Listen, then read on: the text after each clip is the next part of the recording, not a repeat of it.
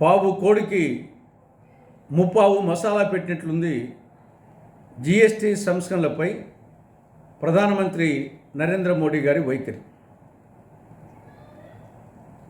GST 4 స్లాబులను 2 స్లాబులుగా చేస్తున్నాము, 5%, 18% స్లాబులుగా.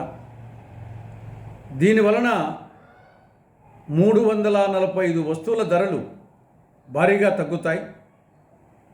ప్రజలు పండగ చేసుకోండి, దసరా దీపావళి పండుగలు ముందుగానే వచ్చేసాయి అని ప్రజలను ఊదరగొట్టారు. కానీ క్షేత్రస్థాయిలో ఆ పరిస్థితి కనిపించలేదు.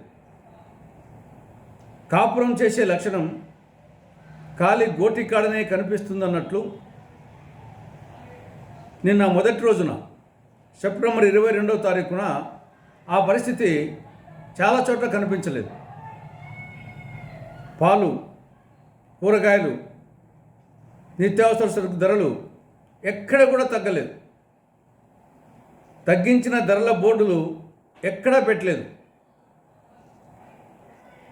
మందుల ధరల్లో ఏమాత్రం మార్పు లేదు. కొంతవరకు వాహనాలు, కొంత ఎలక్ట్రిక్ గుడ్స్ వరకు కొంచెం తగ్గినట్టుగా కనిపించింది తప్ప మిగతా ఏ వస్తువుల ధరలు కూడా తగ్గలేదు. కాబట్టి ఇది ప్రచార ఆర్భాటమే తప్ప క్షేత్రస్థాయిలో అమలు కాలేదు.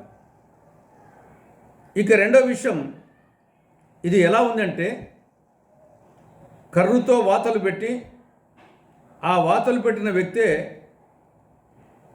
ఆ వాతల మీద ఆయింట్మెంట్ పూత రాసినట్లుంది. గత 8 సంవత్సరాలుగా మోడీ ప్రభుత్వం జిఎస్టీ 4 స్లాబుల ద్వారా ప్రజలను పీల్చి పిప్పి చేసింది. ఈ 8 సంవత్సరాల్లో 55 లక్షల కోట్ల రూపాయలు జిఎస్టీ ద్వారా ప్రజల నుండి రాబట్టింది. రాహుల్ గాంధీ గారు మొదటి నుండి చెప్తున్నారు, ప్రపంచంలో అనేక దేశాల్లో జిఎస్టీ 1-2 స్లాబులే ఉన్నాయి, అవి కూడా తక్కువ స్లాబులు ఉన్నాయి. ఇక్కడ 4 స్లాబులు పెట్టడం కరెక్ట్ కాదు. అదేవిధంగా 18-28% స్లాబులు పెట్టడం కరెక్ట్ కాదు.